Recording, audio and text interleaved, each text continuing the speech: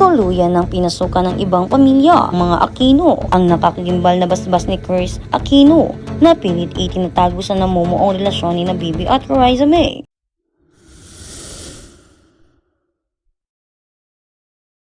Isang napakalaking pasabog ang tuluyang yumanig sa mundo ng showbiz. Tapos pumutok ang mga usapan tungkol sa isang lihim na ugnayan. Matagal nang binabantayan ng buong sambayanan. Walang sinuman ang mag-aakala na ang dalawang inosenteng bata na unang nagkasama sa harap ng kamera nung sila ay 6 at 8 taong gulang pa lamang ay magiging sentro ngayon ng isang mainit at nakakakilig na issue. Mula sa pagiging magkaibigan ng panahon ng pelikulang My Little Bossing, sina Bibi Aquino Yap at Riza Midizon ay unti-unting nagpapakita ng mga sinyalis na ang kanilang samahan ay higit pa sa simpleng biruan lamang. Ang inakala ng marami na isang karaniwang pagkabata, tila na uuwi ngayon sa isang totohanan ng tadhana na nagpabilis sa tibok ng puso ng milyong-milyong Pilipino. Ang lalong nagpaapoy sa mga nakakagimbal na isyong ito ay bigla ang pagpasok sa eksena ng ina ng binata na si Chris Aquino sa isang lipunan kung saan ang pamilya Aquino ay tinuturing na mga dugong bugaw sa politika at showbiz. Pagkuha ng simpateya at basbas mula sa kanila ay tila isang simpleng pangarap para sa isang ordinaryong individual. At isang napakalakas na sampal sa mga mapanghusga nang lumabas ang mga detalye.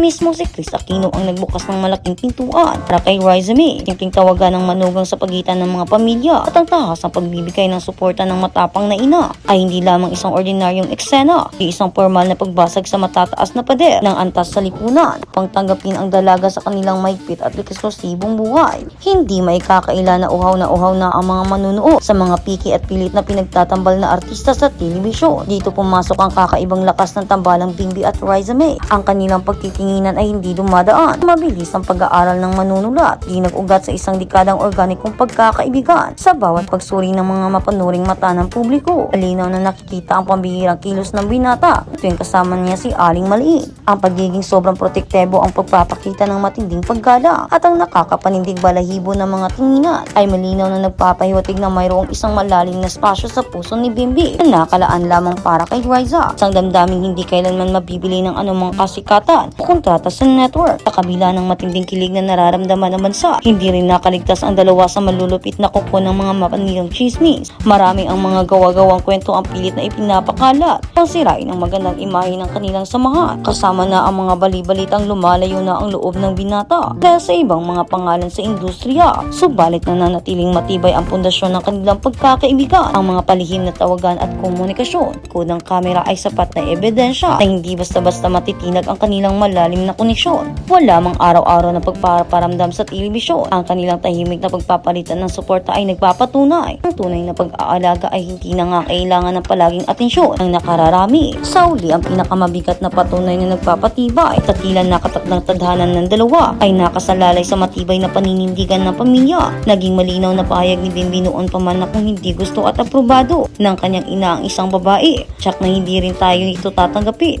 at papasukin sa kanyang buhay. Ang lantarang pagtanggap at pagpapakita ng tunay na pagmamahal ni Chris Aquino kay Riza May ay ang pinakamataas na antas na pag-aproba na tuluyang nagpatahimik sa mga kritiko. Handa na nga ba ang buong bansa na masaksihan ang tuluyang pag-usbong ng isang kwentong pag-ibig na bumura sa lahat ng pamantayan at yaman sa lipunan? Isang malaking revelasyon ang patuloy na naghihintay at ang bawat Pilipino ay nakatutok ng maigi sa mga susunod na kabanata na tila katotohanang moderno teleserye ng kanilang buhay. Sa kabilang banda, Alex Riza May at Mami Riza kulitan at tawanan sa bahay ni Alex. Isang simpleng pagbisita ang nauwi sa isang banding na punong-puno ng tawanan, pintuhan, kulitan at good vibes nang magsama-sama sina Alex Gonzaga, Riza Midizon at Mami Riza. Bahay ni Alex mula sa unang pagbati hanggang sa kanilang pagluluto at TikTok challenge. Talagang nagang masaya at memorable ang kanilang magsasama. Nagmula sa Hilo po Team Riza. Simula ng video makikita si Mami Riza at Riza May na magkasamang nakaupo sa malaking puting pouch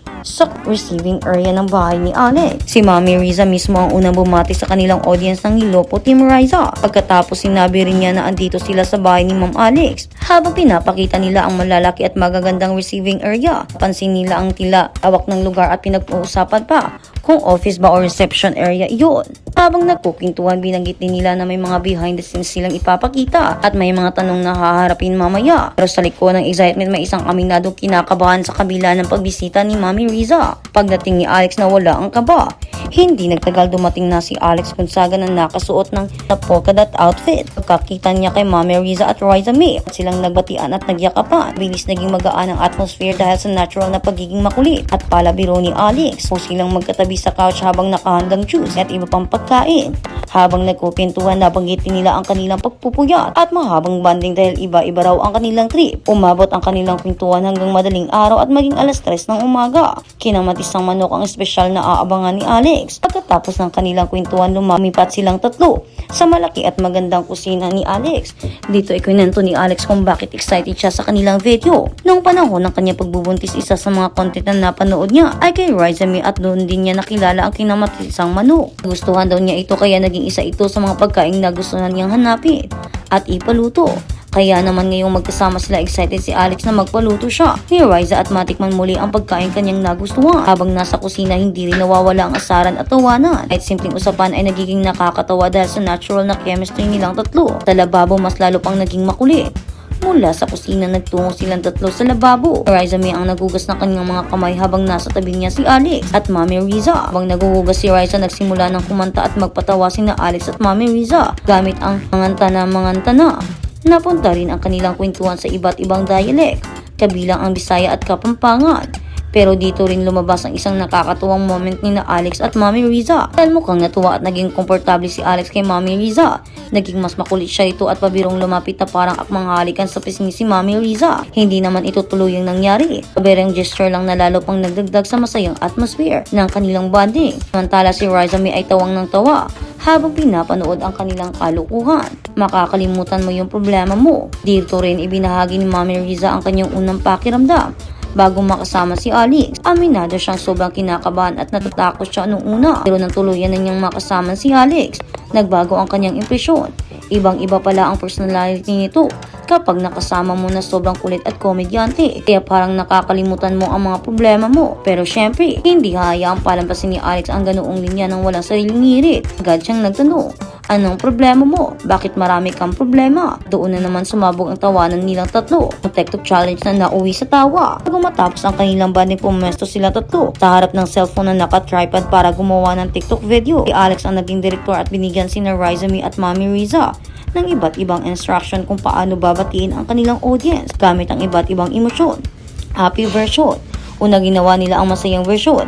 Sabay nilang binati ang audience kasabay nito ang kanilang mga ngiti at pagkaway sa camera. Disappointed version, pagkatapos subukan naman nilang gawing malungkot at disappointed ang kanilang pagbati. Pero hindi nagtagal ang seryosong mo dahil hindi napigilan ni Riza May ang kanyang sarili at napatawa agad. Serious stiff version. Sinubukan pa rin nilang magseryoso at stiff na version. Pero gaya ng inaasahan, hindi rin napigilan ang tawanan. Sa halip na maging isang seryosong TikTok shoot, nauwi naman ito sa natural nilang kulitan.